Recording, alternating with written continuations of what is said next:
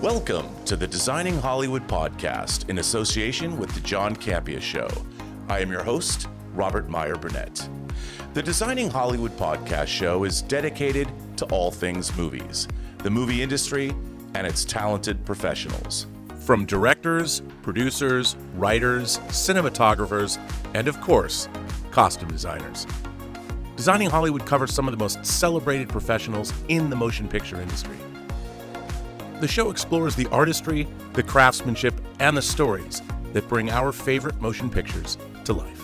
Hi, I'm Gilbert Musali, the new president and CEO of Western Costume, welcoming Designing Hollywood back to Western.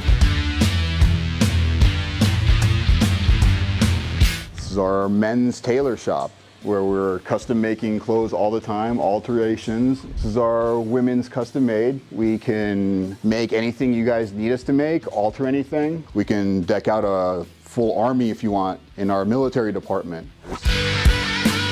Thank you, Designing Hollywood, for coming in to see Western Costume. Hope to see you soon.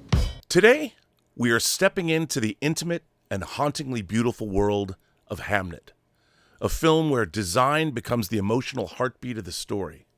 And we are honored to be joined by two extraordinary artists whose collaboration shaped every frame of this film and are currently nominated for Academy Awards for their work on Hamnet. Costume designer Malgosia Turzanska and production designer Fiona Crombie. Malgosia is known for her deeply human approach to costumes, creating clothing that feels lived in, breathed in, and marked by memory. Her work has been celebrated for its tactile authenticity and emotional truth, bringing characters to life through natural textiles, handcrafted detail, and an instinct for storytelling beyond fashion. Across her career, she has collaborated with visionary directors to create worlds that feel intimate and real, always placing character before spectacle. Fiona Crombie is a master of emotional architecture. From her Oscar-nominated work on The Favourite to films such as Cruella and Macbeth, Fiona designs spaces that don't just contain a story, they speak it. With roots in theater and a painter's eye for composition, she builds environments rich with texture, light, and meaning, allowing actors to live truthfully inside the world she creates.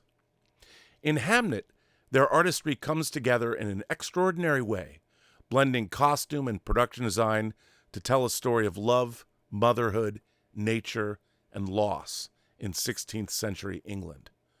This is not Shakespeare's history. It is Shakespeare's family, seen through the eyes of his wife Agnes, where every garment and every room carries emotion. Today, we'll talk about their creative journey, how they built this world from the ground up, their research and craftsmanship behind it, how design can express what words never could. Please welcome them to the Designing Hollywood show. It is such a great honor to have you both. Welcome. Thank you. Thank you for having us. That's a beautiful introduction. Oh, well, I'm glad you like that. I think Marilyn and Martika worked on that one, and a little bit of me too. Malgosia, it's great to have you back. You've been here before, and Fiona, I think this is the first time you've been on the show. Yeah. You know, I have to say, watching both of your collaboration, I mean, I was absolutely knocked out by this movie. I think I sat in the theater stunned. I couldn't even move when it was over. And I had so many questions, but I think I'd love to start out. This is a very specific time and a very specific place. And I'm wondering, when you delve into this kind of a script, what is the first thing that you start to do once you have read the story and sort of have digested it? How do you both begin your process? And did you talk to one another? Because I would think that the production design and the costume design had to work. They work together in a very very close fashion, even more so than most films. Fiona, do you want to start? Well, you're good at telling this story. I think that one of the things that was quite sort of, I don't know, it speaks, I think, to Chloe in a way, and her instincts, is that Malgosia and I independently presented Chloe with images. So Malgosia was working on this project before I was. And when I presented images to Chloe for our initial meeting, sort of to articulate my response, I put together a big spread of photographs, just that sort of illustrated where I was coming from and the sort of way that I envisioned the film.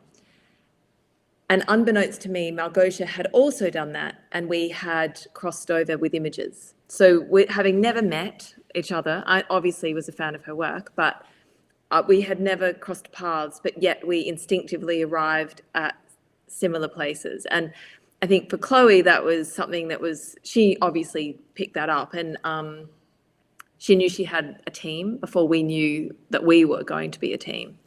And so, I think that sort of, we sort of embarked in that manner, if you know what I mean. Yeah.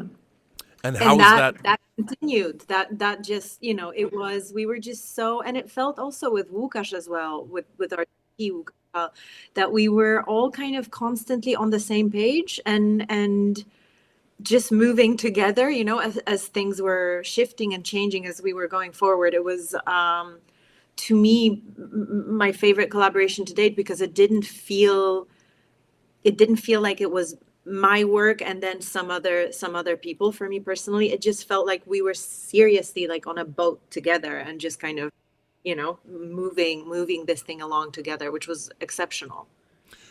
One of the things that, I'm a huge fan of Nomadland. And what's it like working with Chloé Zhao? I mean, coming together, I was knocked out by that film because of its, again, Nomadland had very much a sense of time and a sense of place. And I think that was as much a part of that film as the performances. What did she say to you both? She co-wrote the script with the writer of the original novel. What were her sort of mandates to you? Did she give you any kind of things that she was expecting or wanted, or in order to sort of create that sense of time and place? Well, when I spoke to her at the very beginning, it was, from the beginning, it was not going to be a traditional biopic. It was not, and no one would expect that from her.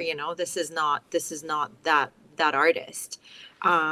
So we were kind of digging and discovering not Shakespeare and Anne Hathaway, but Will and Agnes, and kind of finding these characters and finding the story. It is, after all, starting from the book, it is historical fiction. So there's a certain amount of leeway. And, we just cast a lot of the sort of stark historical aspects of it aside and just focused on the living, breathing heart of it. And she was very, very focused on discovering the characters and in collaboration with the actors. And I don't know if you've heard about the whole dream work aspect of it, that, there was our actors worked with a dream coach. And so there was a lot of just like internal digging and bringing the emotional truths out. And so that was kind of design wise, that's what it felt like to me as well, that we were, rather than applying historical facts onto our structure, it was just like looking for the emotions and then kind of finding the period aspects through it, finding the period aspects that kind of help our story rather than the other way around. How does that affect, production design? You're dealing with a real place, and yet there's dreams and there's grief. And Fiona, were you interested in having a period accurate reproduction of this place, or were you allowed to sort of inject it with more emotion than you might have, rather than just recreate something, add something that would make the grief more, or the emotional weight? Yeah. I don't even know how you would do that, but you know what I mean? No, I know what you mean. I mean, yes. So, one of the first things that I did, I actually, when I was offered the job, I was actually in Brazil. And so when I landed back in the UK, I immediately met with the location supervisor, Lindsay Powell, and we went, and the first thing we did was to go to the real places. So we went and we looked at the Henley Street house, which is the Shakespeare family house, and then we went to Hewlan's farm, and then we went to what's left of the new house. And I had never been there, despite living in the UK for 10 years. I'd never thought to actually go out and have a look at this. And I went there for the express purpose of saying to myself, okay, understand what it was, and then you make your decisions that are based on interpretation, story, emotion, all the things that are actually important, because this is a cinematic experience. It's not a documentary, and it's really, we had to change the house. I mean, it couldn't be a reconstruction. I mean, it's the same with the Globe, like it's an interpretation, but we're thinking about camera, we're thinking about movement. I'm thinking about what are the transitions in the various buildings and in the various rooms. And but what was important to me was understanding what was, and cherry picking, like choosing the elements that I wanted to bring, ease out, and we did that. That's exactly the way that our process worked. We looked at a ton of locations initially with the intention of working on location, and then we came to the conclusion that we would have to build these sets. But by that stage, I had so many great references, and I understood the architecture. More importantly, I understood what we were looking for, what we wanted in, the amount of footsteps from one door to the next, or the way that you can see through the length of the house. And so, yeah, I was able to craft the house that is right for our film and our story. And Malgosia, what does that look like for you? Do you have to use the fabrics of that time, or were you given more leeway to sort of explore and do things that maybe weren't as period accurate, but were more important to the film itself to convey more emotion and add more color? I think exactly the same principle, that you pick things that are right for the story. So what I started with was an emotional skeleton of sorts for the characters.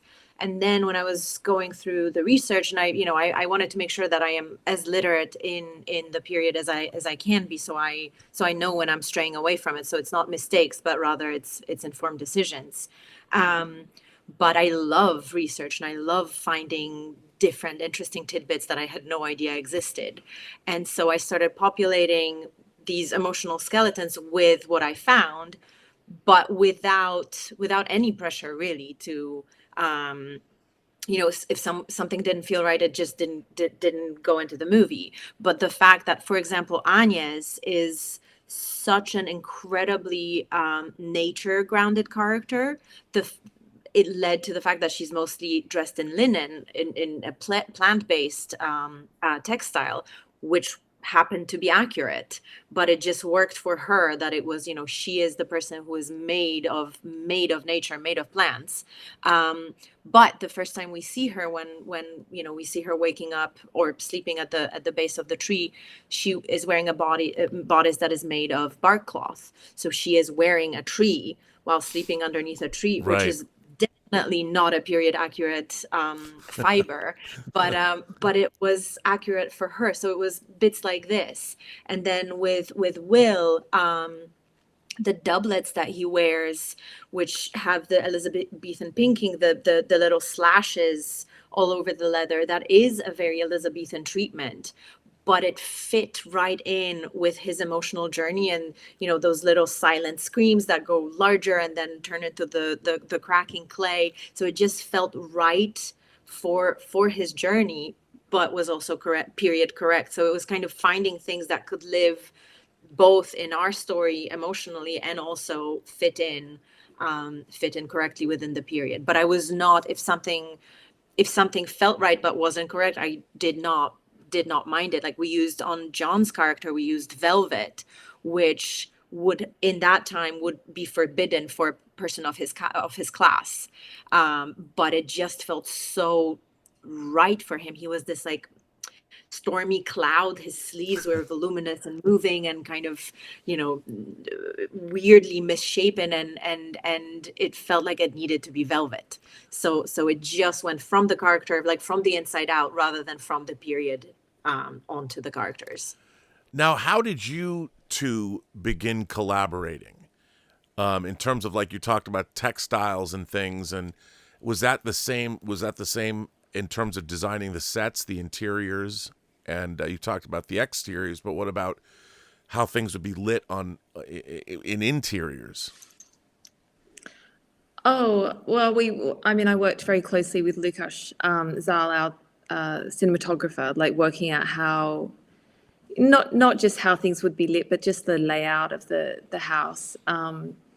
And then our collaboration, we just started talking in each other's offices and sitting on each other's floors and looking at, the big thing is making sure that you're creating a cohesive world and that the language is shared, that if something was going to appear in a costume, it would perhaps appear elsewhere in the film and vice versa. And obviously one of the really important conversations is palette and how, what is the impact of this woman in red in an environment that I'm creating? And what actually one of my favorite choices is, what is the Shakespeare family in a dark room in dark costumes, and how do those, how do we work with each other and complement each other and make sure we're making a film and, one landscape. And we just did that by sitting there and sharing. And it happened like we went to the same fabric, vintage fabric fairs and, stood together and pulled things out and said, this could be good for this. And then if Malgosia wasn't using something, she would offer it to set deck, and then they would make, so there was a lot of, it was one of the great things about being in a studio where you could just walk to each other's spaces. Like, it sounds so simple, but sometimes it doesn't happen that way. You can be across a city, and so you can't walk in and see what is developing. And we had the pleasure of just being across a car park and being able to pop in and in constant communication. And I think that, it really shows in the work. Yeah, it's a huge, huge thing, the proximity. It's because of course the goal is always to communicate, but here it was just so easy, being physically close and seeing the actors and seeing makeup and seeing Lukasz's room and, just... It's really, really crucial. The journey into grief. I haven't seen a movie that it was painful. It was emotionally painful to watch for the audience, as an audience member. Did you? I guess it's a weird thing to say, but did you design grief? Is it possible to use color and production design and costumes and sort of amp up the emotional feelings that you want to convey to the audience through clothing or through color and through design? Because I felt as I watched it, I could feel despair kind of emanating off the frame. And it was really, I don't remember feeling that in a movie before. And it was... We'll take it as a compliment. Yeah. Oh, no, it absolutely is a compliment.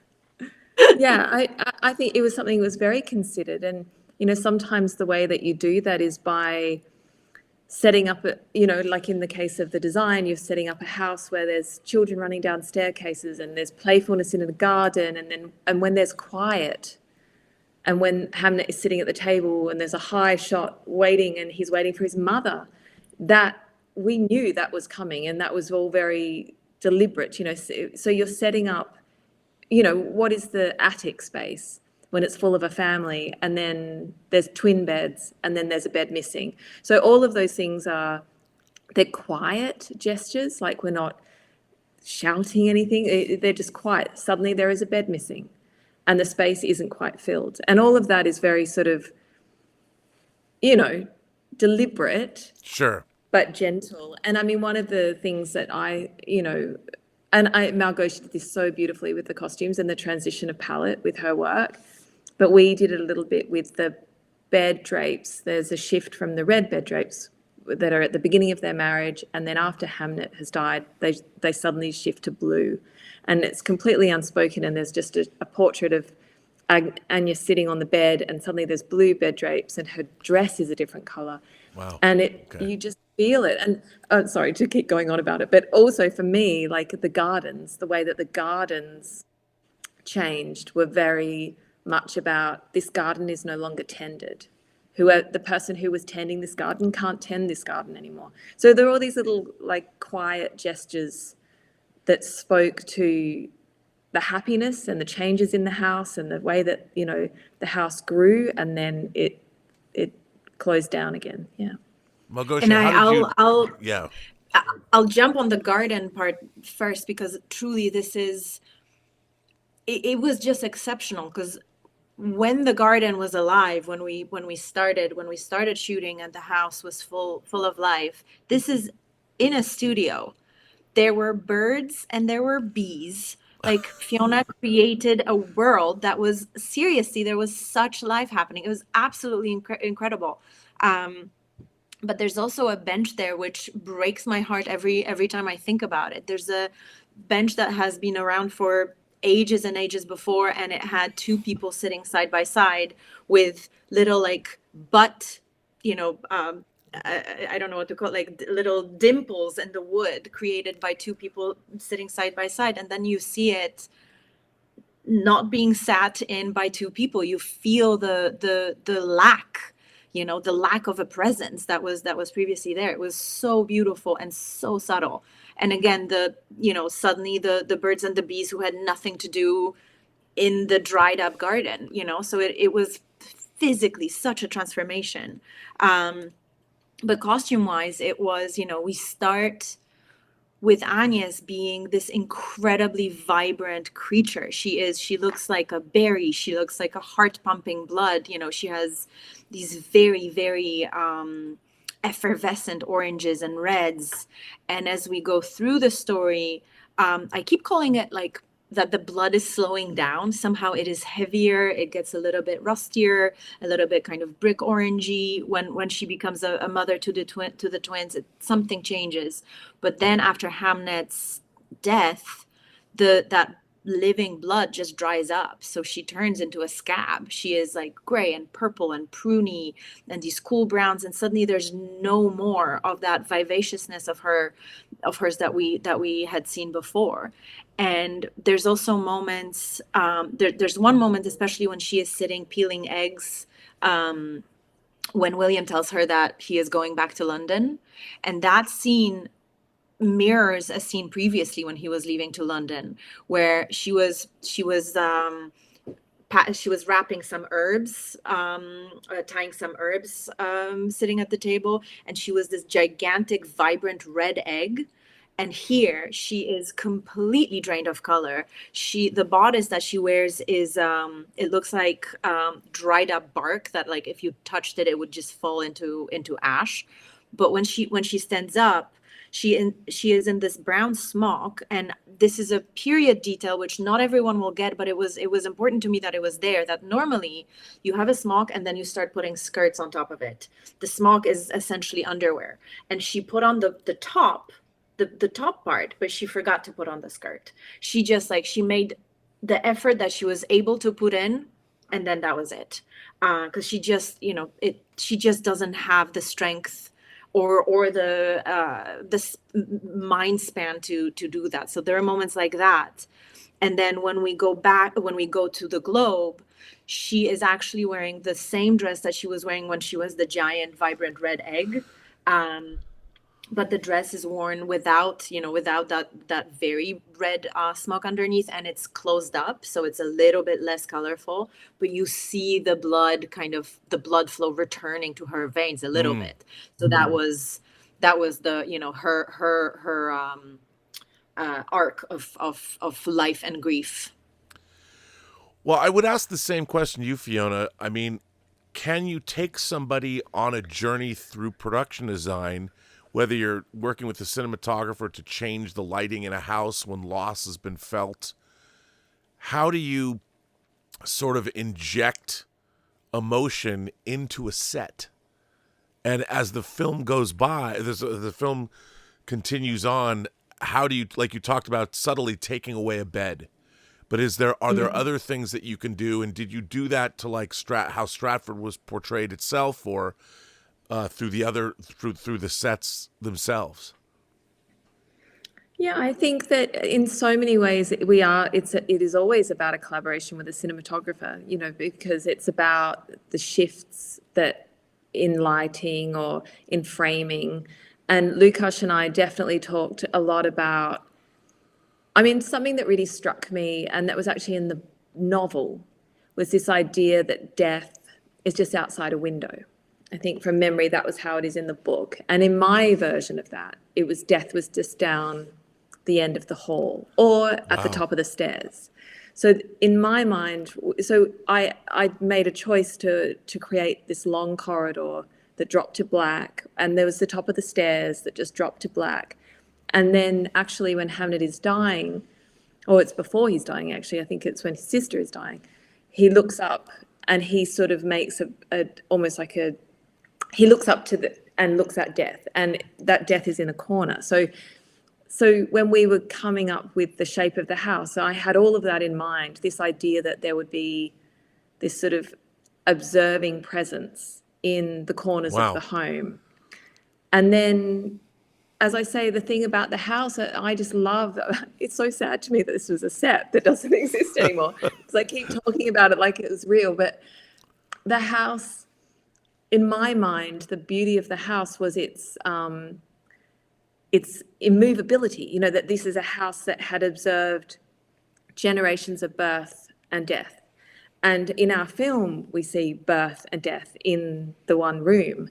And yeah, the idea that the house remains stoic, you know, the house continues, but the generations come and go, and you know, people grow, but of course it was actually a set. So I don't know why I keep talking about it like that.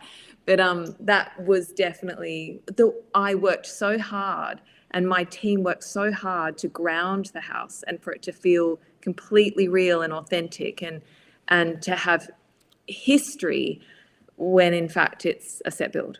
Yeah.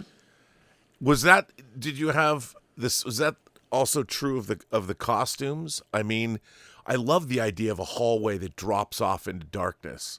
What would be the equivalent of that in terms of costuming? And you know, Jessie Buckley's performance in this movie is extraordinary, but how did you work with her personally? I mean, do you have to make things fit differently to elicit grief? Like, how does that work? Yeah, so with Jessie, it was actually, I'll mention one thing before I delve into this. When she arrived at the studio, she came straight from Maggie Gyllenhaal's The Bride, and so she was bleached blonde with black nails with gigantic energy, and so no eyebrows. Yes, yeah, yes. And so it was such a fascinating process to kind of watch her shape herself and kind of try to fit in and find the body of this new character with the help of our costumes, and kind of trying to figure out what works, what doesn't work. But shape wise, it definitely it definitely the shape plays a part here. She starts very voluminous, and she, especially in that moment that I was talking about earlier, the smock, which is just essentially a column, you know, there's less of her. She's taking less presence, taking up less space. But I think it was also quite significant in Will's costume art and his journey, the fact that, you know, he started with these little scratches, and then gradually they grew into little cuts, then into bigger slashes, and then finally we ended up on this cracked clay. So it was just making sure that there is constantly, at every step, there is an emotion being portrayed, and helping the audience kind of connect with what he is feeling. And Agnes is very in touch with her emotions, and they run very shallow. So we know what she's feeling because she's not hiding it. Whereas with Will, it's a little bit more difficult. He is swallowing and suppressing certain things, and it's very quiet. His performance is so subtle and so quiet. And so it was just emphasizing it enough that you feel his pain, even when he's pretending not to have it. Wow. Yeah, I mean, again, it was the weight of, I don't think I've ever seen a film where the weight of grief, was so apparent in many different ways. And now, I want to go back and see it again and look at how the light drops off and look at like what you guys were doing to that, to achieve that feel, because it really is there. Now, how do you, I guess, there's other design elements like the apothecary, there's the fields, the bedroom, like you talked about a little bit earlier. How, like, when you were working with Chloé to come up with these ideas, what is she like as a collaborator? And is she open? Does she kind of give things over to you? Because she's known for the naturalism. I mean, I'm also a huge fan of what she did in her Marvel movie too. She brought a realism. She was filming on real locations and brought a few. She wasn't shooting on green screens like they were doing as much. But there's a realism. There's a real feeling that you are there, even if she's doing a comic book movie or Nomadland or this. How did you guys collaborate with her, and what were some of the things that she wanted to see from you, and how did you, the three of you, collaborate? I think from a production design point of view, I mean, there was a real genuine fear of artifice. She was very focused on the idea of shooting on location as much as possible, that we would be out of London, in nature, in remote environments. And then, as I said before, like, that wasn't practical, so we had to build sets in the backlot. And so just the kind of, I remember talking to her and really like promising her, I will be able to do it, I can deliver this for you, because she is so about, it's about authenticity, always about authenticity and truth. And so there was a real quest to find that. And it's not necessarily like truth as in historical accuracy at all. It's about emotional truth and what is absolutely right for our story. And the thing about her that I think is really, for me, it was a new experience, was working with somebody who is on a process. It's basically from day one, you're on you're about discovery.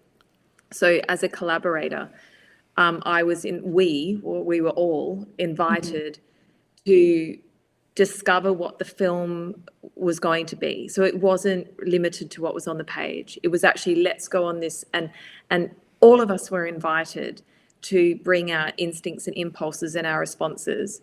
And so the film that we see today really is only in existence because of our journeys together. Like, we uncovered things together. And so it was what Malgosia found, what Lukasz found, what I found, what our first AD, what we all had, brought to the project in collaboration with Chloé, and she's receiving and working through it and working with actors. And yeah, I don't know if I'm articulating it well. Malgosia might be able to make it better, but like, you know what I'm saying? Yeah. like it was, we went on a journey. It sounds so cheesy, but we went, where we started to where we finished was a unique collaboration, because we were in a process of discovery the entire time. And it was evolution, and like, just, like phone calls and like little dreams and things that popped up that crystallized the film. And so the backdrop that you see in the globe was never scripted. That was never an element. It became there. It came there because we discovered a forest. The backdrop, and the right here. yeah. And the forest, all the things. So basically, things informed, and then it just grew. Rambling. No, that is exactly it. And the way I have been describing it to myself is that essentially, like, the film, if you look at it from the script, it is not unlike the script. Like, it is there. You can see the film there. It's the same tree. But during the shoot and during the prep, there just have been more and more branches. She would let more and more branches grow out, and it just expanded. And it was so much bigger in the end than when we started, because she never stopped uncovering it. She never was afraid to change things when suddenly it seemed like, oh, this is more helpful, this is more meaningful, or just better. And so we kept being very nimble, despite the fact that we had a plan, we were prepared, we knew what we were doing, but kind of because of that, we could also shift and go into these new places. And so Fiona mentioned phone calls, but there are also these little voice memos that she would leave us early in the morning, driving to the studio. She would leave us for Nicole Stafford, our hair and makeup designer, and for us, these little messages. And sometimes it was, asking for eggs in the scene where she's peeling eggs, which is like, how could it be anything else? And or suddenly we were going to create the Macbeth scene, which was a completely new addition, and the movie does not exist without it, and it was just a last minute addition. Not only that, but also Jessie was not aware this was happening. So this was kept in secret, and it was so fun.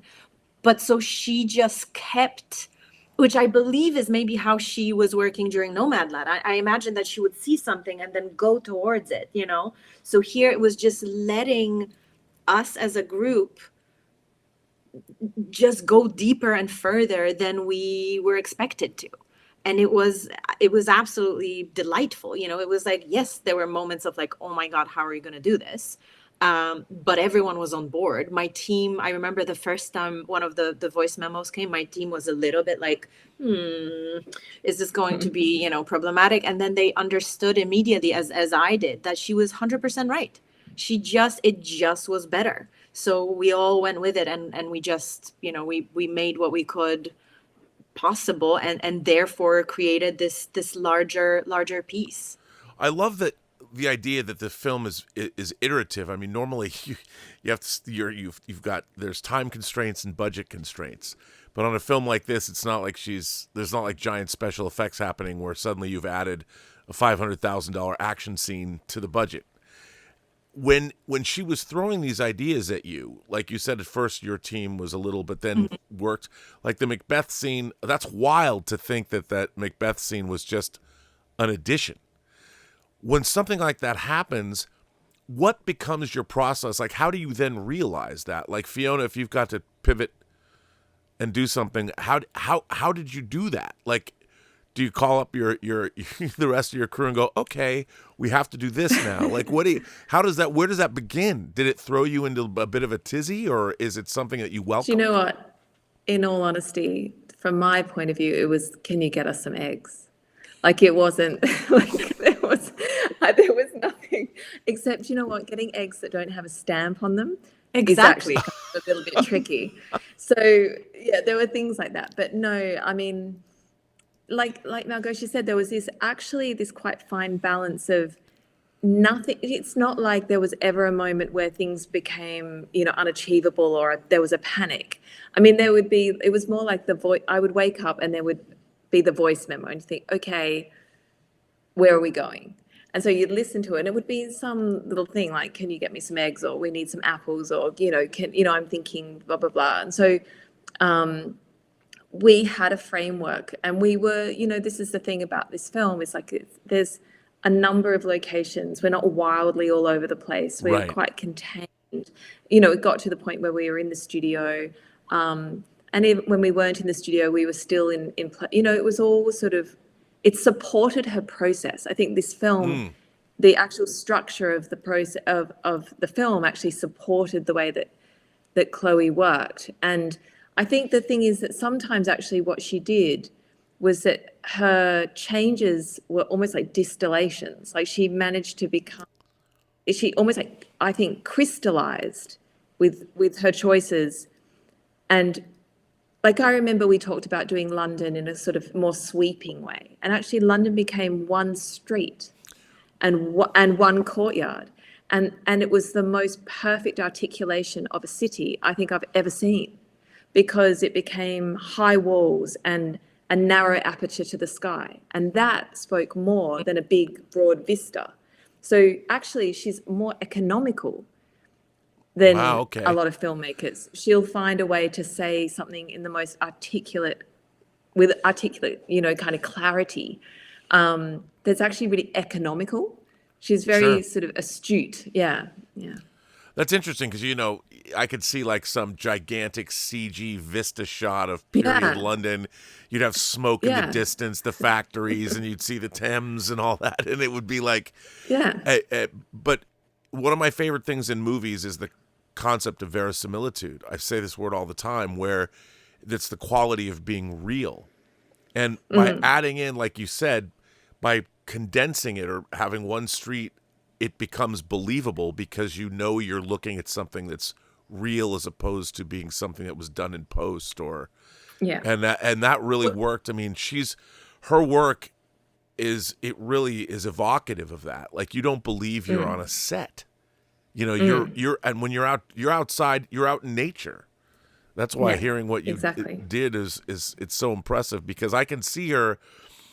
It's hard. I mean, people don't understand. It's hard to create natural reality on a set. It's really difficult to make you believe that. I mean, I remember as a kid growing up, I used to hate when they would show airplanes, like a jetliner in a movie, because if they used a model, it never looked real. It took into like the 2000s when they finally even got CG to make a plane look real, because it always looked fake unless you actually had a shot of a real plane flying, because nature might be the most difficult thing to recreate and make you believe it's there. But coming off of Nomadland, I think Chloé Zhao, like, every shot in that movie is real. And I thought Hamnet was that way too. I never felt ever that I was on a set or that I was in. It felt like I was there. And you don't associate that with Shakespeare movies either. It's more British theater or whatever but you were really able to create that reality on every level. Because, sometimes Shakespearean movies, the clothes look like they came out of a Western costume, which isn't a bad thing. No, Western costume is, let's not diss Western costume. No, they're the sponsors of the show. That's why, I was bringing them. They're the best. I love going to Western costume, but look, I love the movie Shakespeare in Love, but it looks like a movie. Whereas Hamnet, it's a different vibe. Concept. Yeah. I mean, I love Amadeus. It's one of my favorite movies of all time, and it's beautifully designed, incredible costumes. But, it feels like you're in movie world, as beautiful as it. Whereas this felt like I was watching out of a window, into the 16th century. And you never. And that was something that was a total, aspiration, was to try to, because I wanted very much to have it never feel arm's length, and never to feel admired, in the way that you can admire a period film. That's a great point. It was the opposite of that, actually. That's and really interesting. But and I say that as the designer of The Favourite. Right. So where I deliberately tried to make everybody admire that film, like in terms of like, here we have the drapes and the bed and the gold and all of that. And the cinematography was very stylized in The Favourite as well. Yes. Yeah. And so it was like gorgeous, and it's a palace. And this is an ordinary family. It doesn't matter that he's Will Shakespeare. It's an ordinary family, and their dilemmas are our dilemmas. They love the same way that we love. They are parenting the same way. We have the same heartbeat. That was a very big feeling for me, was that actually the kind of ordinariness of their life is actually the grandeur, and so it was trying to bring audiences into that home and have them sit alongside the family. And it's such a joy to know that worked. That people feel that. No, I really, because and this is not I didn't mean to denigrate or take away from gorgeous, opulent period movies. It's just, I personally am very conscious of reality in film. And it's because everything that happened in the 16th century, even the colors, the paint, the things that the world we live in today doesn't look anything like it did back then, really. And everything that we see, because we have light, for instance, electric light, so, and the way that we didn't have as much particulate matter in the air from pollution. So sunlight looked different back then. And to see that, the way you both it was so evocative and it felt so natural. And like, I love how you put it, we're watching an ordinary family. We're not watching Shakespeare, we're watching But this. I think it goes to what Fiona said about Chloe, that she was able to crystallize certain, crystallize the story. I think that was the same in the design, that it was stripping away whatever was not necessary and not crucial, and not, Fiona, what you said about not making it pretty. I had to really fight my aesthetic sense every now and then when I would fall in love with certain shapes and colors and certain aspects of the Elizabethan fashion. It's like, this is not the movie for it. We could go crazy in the at the Globe when we finally had some nobles and there was jewelry and decoration, whereas in the core of the story, you just don't need it. It would create a barrier between the audience and the emotions. So it would stop the connection, in my opinion. So it was just stripping it down and keeping it subtle, and to see people respond to it feels incredible, because we know it's not like the stunning movie, because it's so quiet. Yes, but then you do transform, near the end of the film, and but by then it's all earned. I mean, you're so locked in, so you've earned the ability to change it up if that's what you wanted to do, and I think that you did that so well. I mean, what were some things that the audience, were there some things that you got to sneak in? Or things that we might, looking at the film again, we should look out for? Like, I want to go back and look at the darkness at the end of the hallway. Or were there things that you're particularly proud of that might not have been apparent?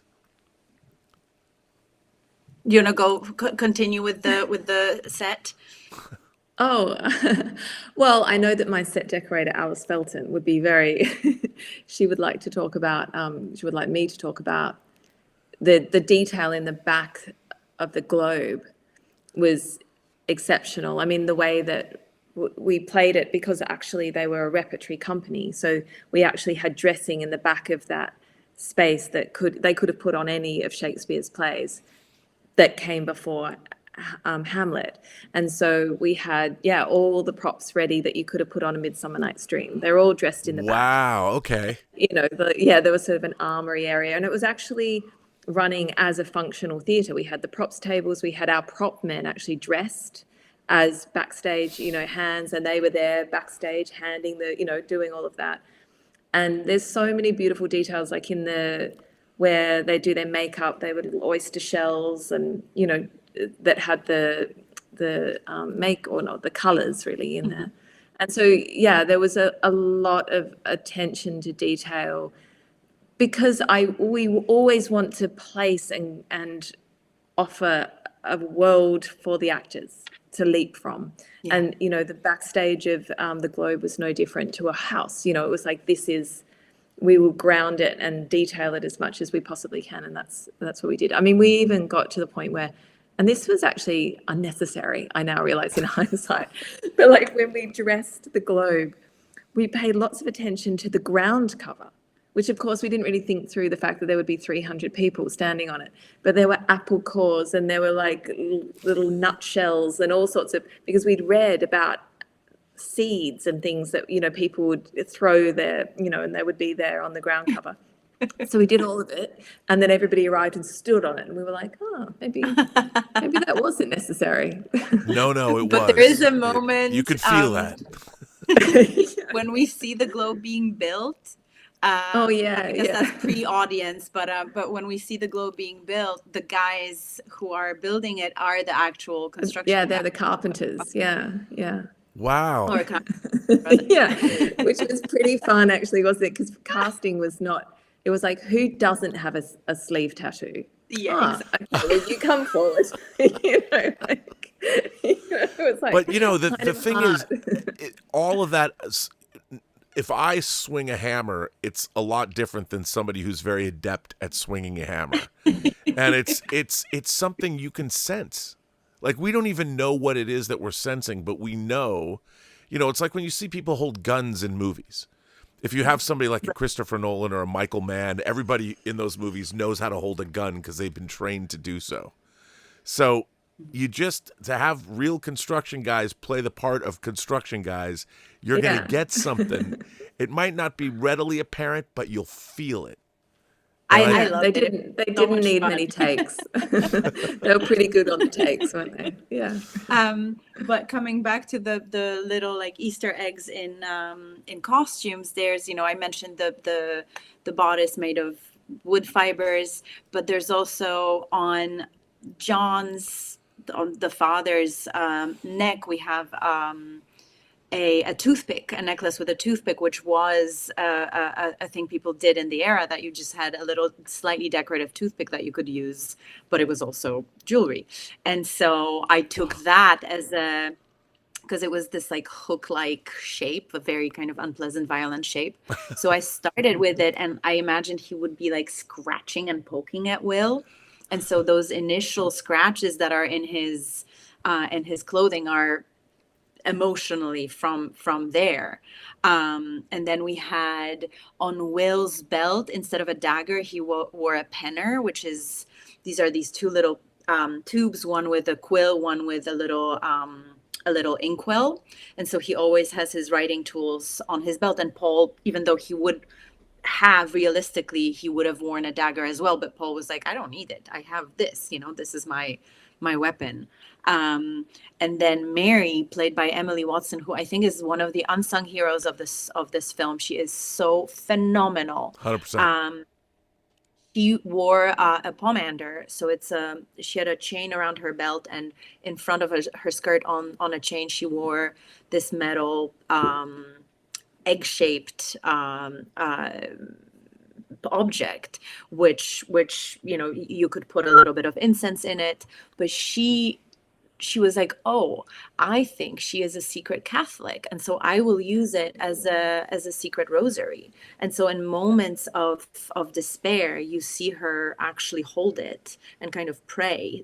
And no one knows this, but it was so beautiful, and I would have never come up with that. So that was a really beautiful moment for me. Wow. Now I've got to go back and see this again and look for all this stuff. So in summation, when you think about this movie, what are some of the things that how does this movie live in your own career, your own artistic, I guess, the two of you, how do you feel about the film? Because, when you work on a movie, you bring all this stuff together, but when you finally see a film with a score and when it's cut together and when it's finished, how did you both feel when you first saw the movie put together? I think it's exceptional. I'm so incredibly proud of it, and unlike other movies, or in a more in a bigger sense than with other movies, I feel more ownership of the whole of the movie, and weirdly less ownership of my own work, because it was such a beautiful collaboration. So it feels incredibly meaningful, and I think this movie will be around. What about you, Fiona? Yeah, I mean, I think I remember seeing it for the first time with an audience and having actually probably the experience that, even though we'd made the film and I knew what was happening, sitting as an audience member watching an audience receive Hamlet, and the kind of mirroring it was so striking to me. And like I say, I knew it was coming, but I just lived it with everybody, and it really made me think, oh, people need to see this in the cinema. Like, this is a film to sit shoulder to shoulder with a stranger. This is exactly what this should be. It's about a communal experience. And actually, I think probably the thing that I'm going to take away from this film is, again, it's this idea of a kind of a redefinition of collaboration, I think, for me, it was a different version of collaboration, and I feel the same. I feel like I have a different sort of ownership over the film. But I have come away with, I mean, I adore Malgosia, I adore Lukasz. Like we are very connected. Chloé, all of us are extremely connected from the day to day of this experience. And yeah, I don't know. I wonder what we'll be like in a year. But I also wanted to mention our crew. Yeah. I was incredibly lucky to work with truly an amazing group of artists, and the way they emotionally jumped into this, and everyone, there was no accidental people here. It was No, it's so true. And that's true of art, but also I would say every single person that stood on that set gave it their heart. Like, my greens team, like everybody that came in, like everybody invested in this film emotionally. And, and of course, the big dance take where everybody's dancing, at the end of, that everybody's seen. That is how it was, everybody got on that stage and celebrated our coming together. Yeah. Well, it's great to hear you say that because, we live in the whole industry is sort of, I think, in a precarious place moving forward because of things like AI. But I think this movie, more than a lot of other films, shows how special something can become when you have, from the top down, such amazing collaborators and amazing artists coming together on every level to create a piece that ultimately can deliver an emotional wallop, and really make people feel something. And obviously that's what you want from motion pictures. I don't think there's ever been an art form in human history that can do that can generate emotion in people more than a motion picture like this.